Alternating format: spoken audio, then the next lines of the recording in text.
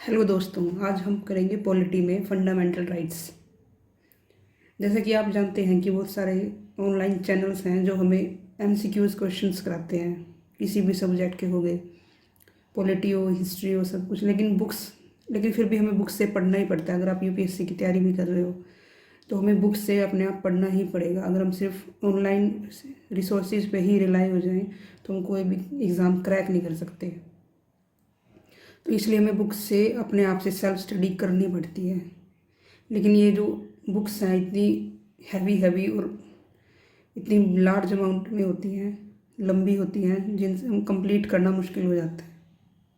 इसलिए मैंने सोचा है कि मैं अब से जो पॉलिटी है, पहले पॉलिटी से स्टार्ट करते हैं। जो भी इसके जितने भी लेसन हैं वो मैं आपको बुक से कराऊंगी। ये आपको हेल्पफुल रहेगा और आपको बुक को कंप्लीट करने में आसानी भी रहेगी। जैसे हम क्वेश्चन करना भी बहुत सही है, क्वेश्चन से भी याद होते हैं, लेकिन हर एक लाइन का क्वेश्चन नहीं बन सकता। हम सिर्फ उन रिसोर्सेज पे रिलाई होकर कोई भी एग्ज़ाम क्रैक नहीं कर सकते। हमें खुद से भी पढ़ाई करनी होती है। अगर सिर्फ ऑनलाइन पढ़ने से एग्ज़ाम क्लियर होते तो सबके हो गए होते क्लियर, लेकिन ऐसा नहीं है। हमें खुद से सेल्फ स्टडी करना, बुक्स से पढ़ना ज़रूरी है। क्योंकि जो ऑनलाइन क्वेश्चन भी बनते हैं या फिर जो हमें पढ़ाते हैं वो भी पहले बुक्स से ही पढ़ते हैं। तो बुक्स से पढ़ना जरूरी। जितना हम सेल्फ स्टडी करेंगे उतना हमारे लिए फ़ायदा है। तो मैं आप लोगों से गुजारिश करती हूँ कि मेरे चैनल को सब्सक्राइब, लाइक, शेयर करें और मुझे बताएं ये जो मैंने स्टार्ट किया है बुक के थ्रू पढ़ाना चैप्टर वाइज, ये सही है नहीं है। आप लोगों के कमेंट, लाइक, शेयर से मुझे पता चलेगा कि मैं सही कर रही हूँ या गलत। कृपया करके मेरे साथ दें और मेरे साथ पॉलिटी एंजॉय करें। तो आज से हम स्टार्ट करते हैं फंडामेंटल राइट्स। तो आप फर्स्ट पेज देख पा रहे होंगे। इस पेज में ज़रूरी नहीं है कि सारा कुछ ही हमें याद करना है। इसमें जो इम्पोर्टेंट पॉइंट्स हैं सिर्फ हम वही याद रखेंगे ताकि हम जल्द से जल्द फंडामेंटल राइट्स वाला चैप्टर कंप्लीट कर सकें। जो फंडामेंटल राइट्स हैं वो पार्ट 3 में है कॉन्स्टिट्यूशंस के, जिसमें 12 to 35 आर्टिकल्स के अंदर हम फंडामेंटल राइट को पढ़ सकते हैं। In this regard the framer of constitution derived inspiration from constitution of USA bill of right. जो फंडामेंटल राइट है इसका हमें कहाँ से आइडिया आया? जो कॉन्स्टिट्यूशन जिन्होंने लिखा है हमारा इंडिया का, वो उनको आइडिया आया कॉन्स्टिट्यूशन ऑफ यूएसए, जहाँ पे बिल ऑफ राइट्स बोलते हैं इनको। और जो फंडामेंटल राइट्स हैं वो पार्ट 3 में आते हैं कॉन्स्टिट्यूशंस के, और इसको हम बोलते हैं मैग्ना कार्टा ऑफ इंडिया। दूसरा इसमें है जो it contain a very long and comprehensive list of justiciable fundamental rights. इसमें क्या है, ये जस्टिसिएबल होते हैं फंडामेंटल राइट। मतलब अगर इनका हनन होता है या फिर ये वोलेशन होता है कहीं से भी तो हम कोर्ट में जा सकते हैं इनके लिए। In fact the fundamental right in our constitution are more elaborate than those found in constitution of any other country like USA. जो हमारी कंट्री के फंडामेंटल राइट हैं वो दूसरी कंट्री की कंपैरिजन में बहुत ही ज़्यादा वास्ट हैं और मोर एलिबरेटिव हैं। जो फंडामेंटल राइट है गारंटीड है by constitution to all person without any discrimination. मतलब जितने भी पूरा जो हमारा इंडिया है उसमें जितने भी पर्सन हैं सबके लिए ये गारंटीड है। They uphold the equality of all individual, the dignity of individual, the large public interest and unity of nation. मतलब इसमें सबको बराबर रखा गया है, सारे इंडिविजुअल्स को, उनकी डिग्निटी को। The fundamental right are meant for promoting the idea of political democracy. Fundamental right हैं जो ये क्या प्रमोट करते हैं? Political democracy. मतलब सबको आज़ादी है राजनीतिक लोकतंत्र में अपनी बात रखने की। उसके बाद आते हैं in short they aim at establishing a government of laws and not of man. मतलब इसका मतलब ये है, इससे हमें पता चलता है कि जो गवर्नमेंट है हमारी वो लॉज की गवर्नमेंट है। लॉज मतलब कानून की गवर्नमेंट है, नॉट ऑफ मैन, ना कि जो लोगों की गवर्नमेंट। लोग मतलब जो चाहे कोई भी कुछ बोल देगा, वैसा नहीं है। ये कानून की गवर्नमेंट है। The fundamental right are named so because they are guaranteed and protected by constitution. Fundamental rights हैं जो वो उनको नेम इससे रखा गया because they are guaranteed and protected by constitution. Question ये बन सकता है कि फंडामेंटल राइट्स हैं क्या वो गारंटीड एंड प्रोटेक्टेड होते हैं कॉन्स्टिट्यूशन से? Yes, fundamental right are guaranteed and protected in by the constitution which is fundamental law of the land. Fundamental law क्या है लैंड का? हमारा कॉन्स्टिट्यूशन, मतलब हमारे इंडिया में कॉन्स्टिट्यूशन से ऊपर कुछ भी नहीं है। They are fundamental also in the sense that they are most essential for all round development, material, intellectual, moral and spiritual of the individual.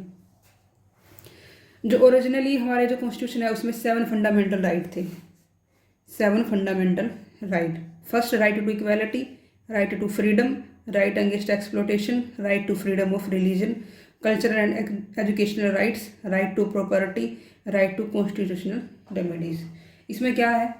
First है जो right to equality, article 14 to 18 आएगा। Second आएगा right to freedom, 19 to 20। Third, right against exploitation, 23 to 24। Right to freedom of religion, 25 to 28। Cultural and educational right, 29 to 30। Right to property, article 31। Right to constitutional remedies, article 32। हम इनको एक एक करके पढ़ेंगे। However, the right of property was deleted from the list of fundamental right by 44 Amendment Act 1978। पहले starting में जो originally थे हमारे पास 7 फंडामेंटल राइट थे, लेकिन अब हमारे पास 6 हैं ओनली, जिसमें से राइट टू प्रॉपर्टी को डिलीट कर दिया गया है किस एक्ट के द्वारा? 44th amendment act of 1978। It is made a legal right under article 300A in part 12 of the constitution. अब क्या कर दिया गया है? राइट टू प्रॉपर्टी को एक नॉर्मल लीगल राइट बना दिया गया है किसके अंदर? Under article 300A in part 12। कौन से पार्ट में रखा गया है उसको? पार्ट 12 के अंदर विद आर्टिकल 300A के अंदर। So at present there are only 6 fundamental right. आपको दिख रहा होगा, अगर आप खुद से पढ़ते इसको आपको ये पता नहीं चलता कि इसमें जो इम्पोर्टेंट पॉइंट्स हैं वो क्या क्या हैं। अभी इसमें हमने पूरे पेज में यहाँ तक इसमें हमारे पास 3 या 4 पॉइंट हैं जो इम्पोर्टेंट थे। एक ये कि हमारे पास 7 फंडामेंटल राइट थे, जिसमें से हमने 6 को डिलीट कर दिया। अब 6 को डिलीट किया गया है तो 300A के अंदर रखा गया है, इसको पार्ट 12 के अंदर रखा गया है। और किस अमेंडमेंट एक्ट के द्वारा इसको डिलीट किया गया था? 44th amendment act 1978। ये डेट याद रखनी ज़रूरी है। और इसके अलावा हमने इसमें क्या पढ़ा है कि जो आर्टिकल पार्ट 3 में है एक पॉइंट, आर्टिकल 12 to 35 आएंगे फंडामेंटल राइट, और इनको यूएसए से इंस्पिरेशन ली गई है। और पार्ट 3 को क्वेश्चन ये आ सकता है एग्जाम में कि which part of constitution derived as magna carta of India? तो answer will be part 3 of the constitution means fundamental rights.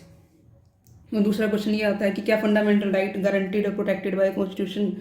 Yes और no? Yes, fundamental right are protected and guarantee by constitution. उसके बाद आता है fundamental rights are meant for promoting the idea of political democracy. इतना important नहीं है ये, answer writing में हम ऐसी बातें याद रख सकते हैं। इन शॉर्ट में they aimed at establishing a government of large note of man, ये भी ज़रूरी नहीं है, बस यही इसमें सिर्फ यही 2-3 लाइनें याद करनी है हमें कि पार्ट 3 में आते हैं फंडामेंटल राइट, आर्टिकल 12 to 35 है, मैग्ना कार्टा ऑफ इंडिया बोला जाता है, और ये कॉन्स्टिट्यूशन के द्वारा प्रोटेक्टेड होते हैं। 7 फंडामेंटल राइट थे स्टार्टिंग में, अब 6 हो गए हैं, 6 को डिलीट कर दिया गया, जो कि मैंने पहले इसके बारे में इंफॉर्मेशन आपको दे दी है।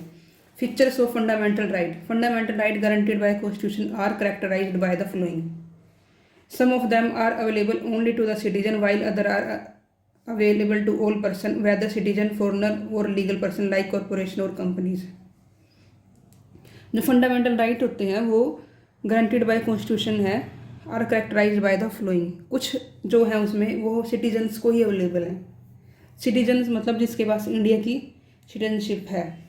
While other are available to all person, कुछ है जो सिर्फ इंडिया के जो सिटीजन है उनको है, और कुछ है जो सारे जितने भी इंसान है, चाहे सिटीजन हो, फॉरनर हो, लीगल पर्सन हो, लाइक कॉरपोरेशन, कंपनी एटसेट्रा, इन सबको है। They are not absolute but qualified. ये एब्सोल्यूट नहीं है। एब्सोल्यूट मतलब कि अगर कॉन्स्टिट्यूशन में लिखा है right to equality, right to freedom, right against exploitation, इसका मतलब ये नहीं है कि सबको ही मिलेंगे, सभी इनको एक्सेस कर सकते हैं। मतलब ये क्वालिफाइड हैं। दे स्टेट कैन इम्पोज, मतलब कि स्टेट है इन पे रीजनेबल रिस्ट्रिक्शन को लगा सकती है। मतलब जब स्टेट को ऐसा लगे कि कंट्री की जो सिक्योरिटी है वो खतरे में है, या फिर किसी भी फंडामेंटल राइट को हनन हो रहा है, तो वो इनको रिस्ट्रिक्शन लगा सकती है। However whether such restriction are reasonable, लेकिन ये जो रिस्ट्रिक्शन है ये रीजनेबल होनी चाहिए, not decided by the court. इसका मतलब ये है कि फंडामेंटल राइट का जो फर्स्ट पॉइंट है, मतलब उसमें फीचर्स क्या हैं उसके, इसका हम फर्स्ट पॉइंट में ये बोलेंगे कि ये सबको अवेलेबल नहीं है, कुछ हैं जो सिटीजन्स को अवेलेबल है, और ये हम आगे जाके पढ़ेंगे सिटीजन को कौन से अवेलेबल होते हैं, और जो बाकी सारे हैं दूसरे जो राइट्स हैं जो सबको ही अवेलेबल है, चाहे सिटीजन हो, फॉरनर हो, कॉरपोरेशन हो, लीगल एंटिटीज़ हो, वो दूसरे उसमें हम आगे जाके पढ़ेंगे। दे आर नॉट एब्सोल्यूट, और ये एब्सोल्यूट नहीं है।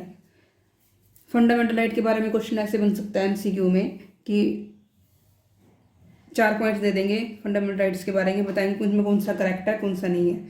फर्स्ट पॉइंट दे देंगे ऐसे कि some of them are available only citizen while some of them are available to all person. Second point में दे देंगे they are not absolute but qualified.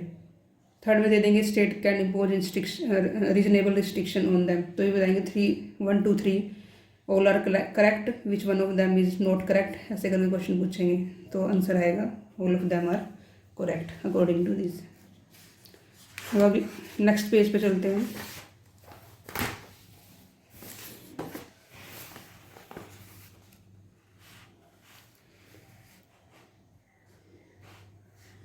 all of them are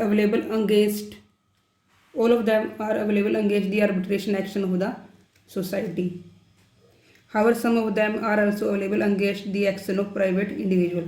सारे के सारे जो हैं वो अवेलेबल हैं against the arbitration action of the state. मतलब अगर कुछ स्टेट आर्बिट्रेशन मतलब वो अपनी मनमर्जी का कोई भी काम करती है तो उसमें ये सारे के सारे अगेंस्ट होते हैं arbitrary action of the state. However कुछ हैं जो अवेलेबल होते हैं against the action of private individual, मतलब कुछ उसमें ऐसे भी हैं जो प्राइवेट इंडिविजुअल के खिलाफ भी हो सकते हैं। Some of them are negative in character that is place limitation on the authority of state, मतलब कुछ नेगेटिव इन करेक्टर है while other are positive. Negative मतलब ये नकारात्मक, मतलब ये स्टेट को रोकते हैं कि आप ऐसा नहीं कर सकते, और कुछ पॉजिटिव हैं जो उनको प्रिविलेज देते हैं, कुछ एक्स्ट्रा बेनिफिट्स देते हैं person, certain privilege on the person. They are justiciable allowing person to move the court for their enforcement. They are defended and guaranteed by supreme court. जो फंडामेंटल राइट को defend and guarantee कौन देता है, ये bye supreme court. इसका मतलब ये है कि ये जैसे किसी का कोई भी फंडामेंटल राइट है, अगर उसको वोलेशन हो रहा है तो वो सीधा डायरेक्ट सुप्रीम कोर्ट में जा सकता है, उसको छोटी जो उससे नीचे वाली जो कोर्ट है उसमें जाने की जरूरत नहीं है, वो डायरेक्ट कोर्ट में जा सकता है। इसलिए they are defended by guaranteed by supreme court. They are not sacrosanct और परमानेंट, मतलब ये क्या है, परमानेंट नहीं है, क्योंकि परमानेंट होता कि मतलब ये कभी संविधान में लिख दिया तो उसके बाद चेंज ही नहीं हो सकते, लेकिन पार्लियामेंट क्या कर सकती है, इनको करटेल मतलब इन पे रोक लगा सकती है और रिपील दैम, और उनको बदल भी सकती है, चेंज कर सकती है उनमें by the constitutional amendment act, not by ordinary act. ये आगे जाके पढ़ेंगे हम कि एक्ट कितने टाइप के, किस तरीके से हम अमेंडमेंट कर सकते हैं। एक तो ऑर्डिनरी तरीका होता है, कॉन्स्टिट्यूशनल अमेंडमेंट। उसके बाद है more over this can be done without affecting the basic structure of the constitution. इसके बारे में हम पढ़ेंगे कि बेसिक स्ट्रक्चर क्या होती है कॉन्स्टिट्यूशन की। They can be suspended during the operation of national emergency except right guaranteed by article 20 and 21। जब नेशनल इमरजेंसी हो जाए, नेशनल इमरजेंसी मतलब कोई वार की सिचुएशन आ जाए, तब हम सारे फंडामेंटल राइट को सस्पेंड कर सकते हैं, सिर्फ 2 राइट्स को छोड़ के। वो कौन सी हैं, 20 and 21। Further 6 right granted by article 19 can be suspended. जो आर्टिकल 19 में 6 राइट दिए गए हैं वो तभी सस्पेंड हो सकते हैं जब when emergency is declare on the ground of war और एक्सटर्नल एग्रेशन। जब वार की सिचुएशन आ जाए, जो आर्टिकल 19 के अंदर राइट्स हैं वो तभी सस्पेंड होंगे, not on the ground of armed rebellion. मतलब इंटरनल इमरजेंसी में हम 19 आर्टिकल में जो भी राइट्स हैं उनको सस्पेंड नहीं कर सकते। Their scope of operation is limited by article 31A saving of law providing for acquisition of state. मतलब अगर हमें स्टेट का एक्वाइजिशन करना है तो हम इसके स्कोप को लिमिटेड कर सकते हैं। आर्टिकल 31A में ये बोला गया। आर्टिकल 31B में validation of certain act and regulation included in 9th schedule. 9th schedule के अंदर जो भी एक्ट रखे जाएंगे उनको वो इससे प्रभावित नहीं होंगे, इससे अफेक्टेड नहीं होंगे वे। And article 31 saving of law giving effect to certain directive principle. जब हमें कोई डायरेक्टिव प्रिंसिपल को इम्प्लीमेंट करना है, अगर वो फंडामेंटल राइट की वोलेट कर रहा है तो हम उसमें 31C में उसको रख देंगे, ठीक है।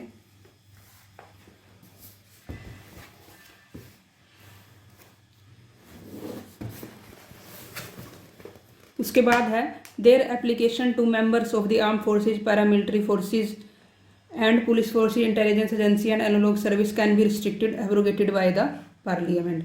मतलब जो हमारे आर्म फोर्सेज हैं, ये पैरामिलिट्री फोर्स हैं, इंटेलिजेंस एजेंसी है, उनको ये मतलब रिस्ट्रिक्टेड है उनके लिए। Application can be restricted to martial law in force in any, अगर कहीं भी कंट्री में मार्शल लॉ मतलब फोर्सिंग में है, मार्शल लॉ मतलब मिलिट्री को रखा गया है लॉ एंड ऑर्डर की सिचुएशन बनाए रखने के लिए, तब ये हम इनको कर्टेल कर सकते हैं। Most of them are directly enforceable while a few of them are enforce on the basis of law and law made by giving effect to them. Such a law made only by the parliament and state legislatures so that uniformity throughout the country is meant. कुछ तो क्या है वो directly enforceable है, कुछ क्या है वो लॉ बना के पार्लियामेंट या फिर स्टेट लेजिस्लेचर वो करती है उनको। और एक बार हम इन 12 पॉइंट्स हैं ये फीचर्स में, हम एक बार इनको फिर से करते हैं कि फर्स्ट पॉइंट क्या था, they are available few person and other are available to all citizen foreigner. ये एब्सोल्यूट नहीं है बट क्वालिफाइड है, मतलब ये समय समय आने पर स्टेट क्या करती है, इनको कर्टेल कर सकती है। थर्ड पॉइंट में हमने क्या बोला था, कुछ क्या है all of them are available, मतलब इसमें जो स्टेट है वो आर्बिट्रेरी अपना मन मर्जी नहीं कर सकती, उसके अगेंस्ट है, जबकि कुछ क्या इंडिविजुअल के अगेंस्ट भी हैं। कुछ नेगेटिव है कुछ पॉजिटिव है, मतलब ये क्या करते हैं, नेगेटिव मतलब रोकना, मतलब ये स्टेट को आर्बिट्रेरी एक्शन से रोकते हैं, और पॉजिटिव क्या है, ये कुछ बेनिफिट्स देते हैं इंडिविजुअल्स को। ये जस्टिसेबल है, मतलब हम इनको अगर इनका वोलेशन होता है तो हम कोर्ट में जा सकते हैं। उसके बाद सुप्रीम कोर्ट को डायरेक्ट अथॉरिटी है इनके ऊपर केस के लिए बात करने में, मतलब defendant guaranteed by supreme court. और ये परमानेंट नहीं है, मतलब इनको कॉन्स्टिट्यूशनल अमेंडमेंट के द्वारा इनको चेंज किया जा सकता है, रिपील किया जा सकता है। उसके बाद इनको हम सस्पेंड कर सकते हैं आर्टिकल 20 एंड 21 को only in case of national emergency, और आर्टिकल 19 के अंदर जो 6 राइट्स हैं उनको हम केवल तभी करेंगे जब वार की सिचुएशन हो, not in case of arm rebellion. उसके बाद कुछ आर्टिकल हैं जो 31A के अंदर रखे गए हैं, कुछ 31B के अंदर, 31C के अंदर। 31C के अंदर हम उन लॉज को रखते हैं जो डायरेक्टिव प्रिंसिपल से रिलेटेड हैं, और B में रखते हैं हम 9th शेड्यूल में जो एक्ट और रेगुलेशन रखे गए हैं, और 31 में रखे गए हैं जो A में रखे गए हैं इक्विजिशन ऑफ स्टेट। मतलब जब इनके बारे में बात करनी हो तब इनको लिमिट कर सकते हैं। आर्म फोर्सेज और पैरामिलिट्री फोर्सेज जो उनके केस में हम इनको लिमिट कर सकते हैं। इनकी जो रिस्ट्रिक्शन ऑफ मार्शल लॉ जो फोर्स में है उसको हम रिस्ट्रिक्ट कर सकते हैं, और कुछ डायरेक्टली एग्जीक्यूशन हो सकता है, कुछ लॉज के द्वारा। ठीक है, उसके बाद आते हैं हम स्टेट की डेफिनेशन क्या है, मतलब यहाँ पे हम स्टेट यूज़ कर रहे हैं तो term state is not means की स्टेट मतलब कोई भी राज्य। हम इसको आर्टिकल 12 के अंदर डिफाइन किया गया है पार्ट 3 के अंदर कि स्टेट क्या क्या इंक्लूड करती है, कि स्टेट क्या क्या इंक्लूड करती है। इसमें आएंगी government, parliament of India that is executive and legislative organ of union government, government and legislature of the state that is executive and legislation organ state government, local authority, municipality, panchayat, district board, trust, सारे ये। All other authority that is statutory and non-statutory authority like LIC, ONG, same. State has been defined in a wider sense so as to include all its agency. It is the action of these agency that can be challenged in court as violating the fundamental right. वहाँ जब हमने पीछे जो features पढ़े उसमें बार बार state का use हो रहा था। स्टेट का मतलब ये नहीं है कि हम सिर्फ जो लॉ इम्प्लीमेंटिंग एजेंसी है उसको ही स्टेट बोलेंगे, जैसे हरियाणा स्टेट, पंजाब से, ऐसा नहीं है। स्टेट में यहाँ पे जो आर्टिकल 12 है उसमें दिखाया है कि government, central government, parliament, government, state government, legislature, local authority और कुछ स्टैट्यूटरी बॉडी लाइक दिस, अगर ये हमारे फंडामेंटल राइट को वोलेट करती है तो इनके अगेंस्ट कोर्ट में जा सकते हैं। According to supreme court even a private body और agency working as an instrument of state, अगर कोई भी प्राइवेट बॉडी और एजेंसी है जो वर्किंग काम कर रही है as instrument of state, fall within the measurement of state under article 12, तो आर्टिकल 12 के अंदर स्टेट में हम उसको काउंट करेंगे। मतलब एग्जाम में एक पॉइंट बना के डाल सकते हैं MCQ क्वेश्चन में कि क्या प्राइवेट बॉडी और जो एजेंसी है वो भी आर्टिकल 12 के अंदर फॉल करेगी, यस, अगर वो वर्क कर रही है with in instrument of the state. उसके बाद आते हैं law inconsistent with the fundamental right. कुछ लॉज हैं जो फंडामेंटल राइट के साथ इनकंसिस्टेंट है, उनको हम पढ़ेंगे article 30 Article 13 declared that all the laws that are inconsistent with or in derogation of any of the fundamental right shall be void. मतलब कोई भी अगर लॉज फंडामेंटल राइट के साथ मैच नहीं कर रहा है, उसको वोलेट कर रहा है, तो हम in other word it expressively provide for the doctrine of judicial review. This power has been conferred on the Supreme Court Article 32 and High Court Article 226 that can be declared a law unconstitutional and invalid on the ground of contravention of any of the fundamental right. मतलब अगर कोई law parliament बनाती है, state legislature बनाते हैं, तो अगर वो फंडामेंटल राइट को वोलेट कर रही है या उसके कॉन्ट्रावेंशन कर रही है, तो हम क्या कर सकते हैं, उस लॉ को जुडिशियल रिव्यू के लिए रखा जाता है, उसको अनकॉन्स्टिट्यूशनल मान लिया जाता है. और इसमें जो लॉ है, term law in article 13 has been given a wide connotation so as to include the following. Wide connotation देती है, इसका मतलब ये नहीं कि सिर्फ एक लॉ ही हो गया. इसमें बताएंगे कि क्या क्या आएगा इसके अंदर. Permanent law enacted by the parliament और स्टेट लेजिस्लेशन, कुछ लॉ जो परमानेंट है, जो इनेक्ट करें हैं पार्लियामेंट और स्टेट लेजिस्लेशन ने. टेम्पोरेरी लॉज हो गए जैसे ordinance issued by president. Statutory instrument in the nature of delegated legislation. Non legislative sources of law that is custom और usage having the force of law. इस तरह के जो सारे लॉ आएंगे इसके अंदर पार्लियामेंट के द्वारा. Temporary law like ordinance, statutory instrument हो गए, non legislative sources of law. Thus not only a legislation but any of the above can be changed in the court so as violating the fundamental right. केवल law ही नहीं, जो ऊपर mention किए गए हैं सारे के सारे, इनको भी कोर्ट में चैलेंज किया जा सकता है. Further article 13 declare that a constitutional amendment is not a law and hence cannot be challenge. इसका मतलब यह है कि अगर पार्लियामेंट कोई भी फंडामेंटल राइट, कोई भी लॉ को अमेंडमेंट करती है, फंडामेंटल राइट के अंदर अमेंडमेंट करती है, वो एक लॉ के अंदर, वो लॉ नहीं है. मतलब वो 13 आर्टिकल के अंदर नहीं रखेंगे. मतलब अगर वो फंडामेंटल राइट को वोलेट भी कर रहा है तो हम उसको आर्टिकल 13 में नहीं कह सकते. Hence cannot be challenge, इसलिए जो अमेंडमेंट है उसको हम चैलेंज नहीं कर सकते. However the supreme court held in Kesavananda Bharati case that a constitutional amendment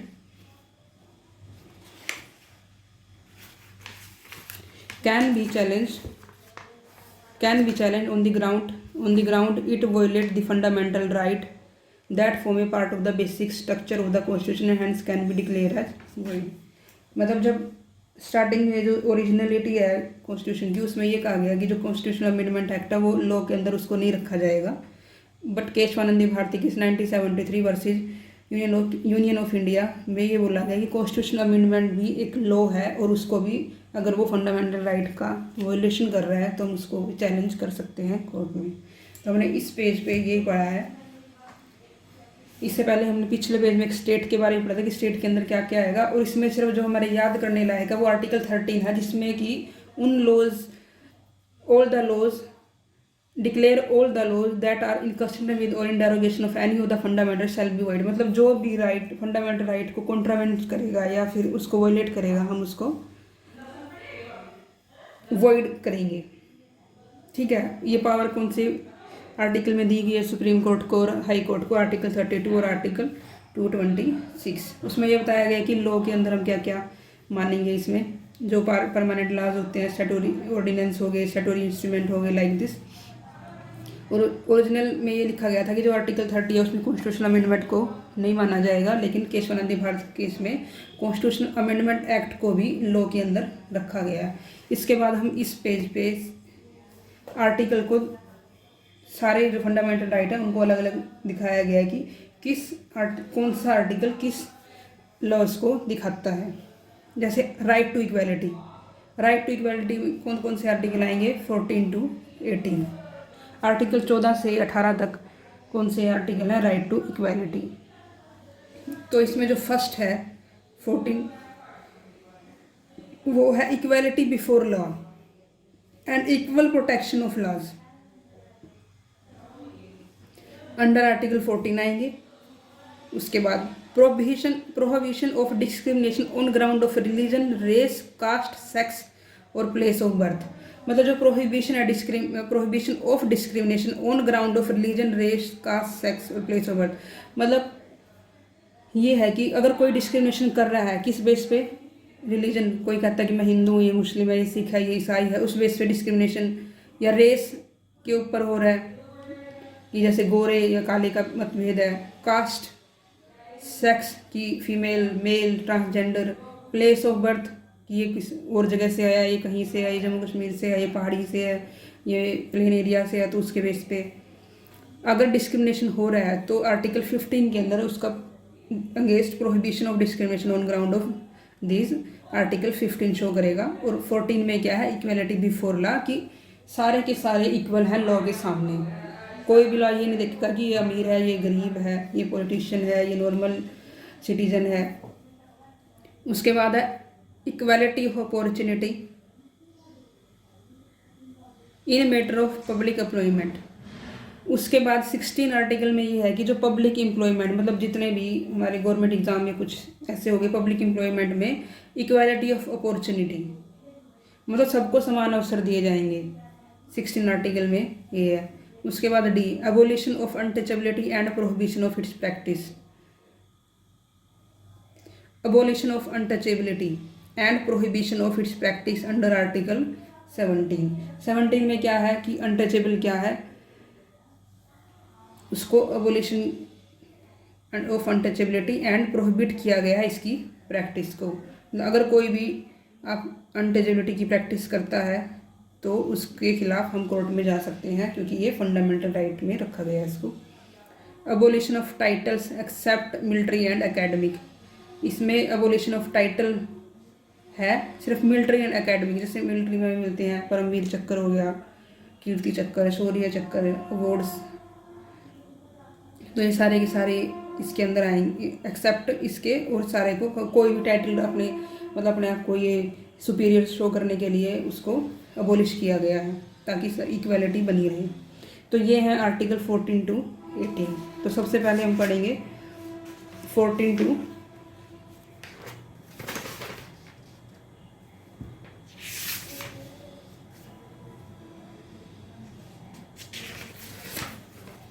तो हम पहले ये कवर कर लेते हैं क्योंकि ये हम इसको बुक के अकॉर्डिंग पढ़ रहे हैं, तो हम पहले ये वाला पेज कंप्लीट करते हैं, उसके बाद हम इनको एलोबरेटिव मैनर में पढ़ेंगे स्टार्टिंग से in a very precise and concise manner. Right to freedom आएगा, उसके बाद 18 के बाद राइट टू फ्रीडम में आएंगे 19 to 20। Protection of 6 right regarding freedom of speech and expression, जो आर्टिकल 19 है, 18 तक हम पढ़ चुके हैं। आर्टिकल 19 में क्या है, protection of 6 right regarding freedom of, इसमें 6 राइट्स हैं फ्रीडम के रिगार्डिंग। फर्स्ट है स्पीच एंड एक्सप्रेशन कि सबको बोलने की और अपना वो क्या सोचता है, क्या फील करता है, वो आज़ादी है। असेंबली असेंबल होने की, एसोसिएशन बनाने की, मूवमेंट कहीं भी आने जाने की, रेजिडेंस वो कहीं भी रह सकता है, एंड प्रोफेशन वो कुछ भी प्रोफेशन चूज़ करने की। ये है आर्टिकल 19 के अंदर 6 राइट्स हैं ये। Speech and expression, assembly, association, movement, residence and profession. उसके बाद है protection in respect of conviction of for offences, अगर आपके खिलाफ कुछ भी ऑफेंसेस कन्विक्शन होता है तो उसके प्रोटेक्शन, उसमें आपको प्रोटेक्शन मिलेगी, वो आर्टिकल 20 के अंदर है। मतलब ये नहीं है कि अगर आप किसी को आप पे शक है, पुलिस को आपको शक है, वो सीधा आपको ले जाएंगे और जेल में बंद कर देंगे, ऐसा नहीं है।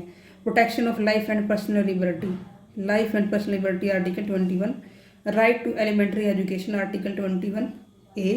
Protection against arrest and detention of certain cases article 22। मतलब फंडामेंटल राइट तो हमें याद करने हैं कि 14 में क्या है, 15 में क्या है, 16 में क्या है, 17, 18 ऐसे करके, ये तो हमें मतलब बिल्कुल अच्छी तरह से याद होनी चाहिए। इनमें जो छोटे मतलब जो एग्ज़ाम हैं जैसे SSC एग्ज़ाम हो गए या फिर स्टेट लेवल के एग्ज़ाम होते हैं, उनमें डायरेक्ट क्वेश्चन यही आता है कि आर्टिकल 21 किस बारे में है, आर्टिकल 18 किस बारे में है, आर्टिकल 14 क्या कहता है, तो उसमें हमें इनको डायरेक्ट याद होना चाहिए। तो 19 में क्या है, 6 राइट्स हैं ये। 20 में क्या है, कन्विक्शन फॉर ऑफेंसेस, प्रोटेक्शन दी गई है इसमें। 21 का सबको याद रहता है, लाइफ एंड पर्सनल लिबर्टी के लिए।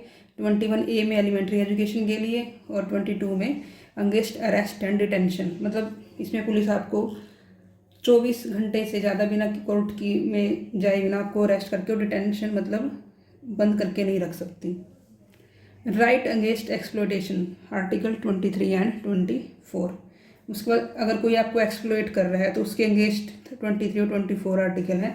23 में क्या है, prohibition of traffic in human beings and force labour, article 23 में यही मतलब ह्यूमन बींग्स की ट्रैफिक जो होती है उसको प्रोहिबिट किया गया है। और ज़बरदस्ती फोर्स लेबर कोई भी आपसे काम नहीं करवा सकता, जैसे चिल्ड्रन लेबर हो गया, तो ये सारे के सारे इस आर्टिकल में इंक्लूड होते हैं।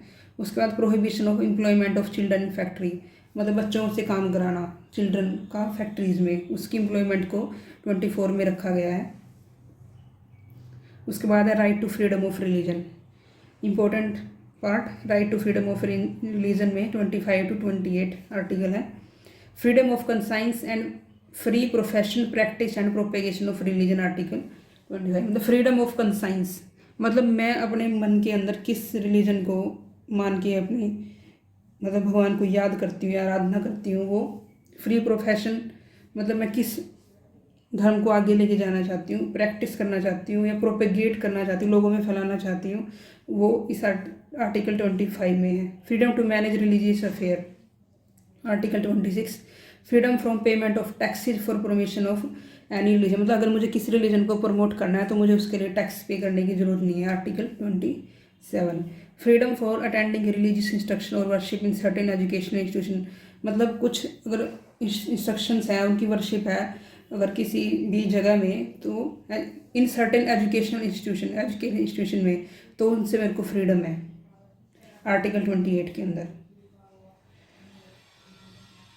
तो 25 से 28 में क्या है, रिलीजन की फ्रीडम है। फर्स्ट में क्या है, हम अपनी मर्जी से कोई भी धर्म को अपना सकते हैं, प्रैक्टिस कर सकते हैं। उसके ही बाद 6th में क्या है, हम अपने रिलीजियस अफेयर्स को मैनेज करेंगे। 3rd में 27 में क्या है, पेमेंट, हमें टैक्स पे करने की जरूरत नहीं है किसी भी प्रमोशन के लिए रिलीजन को।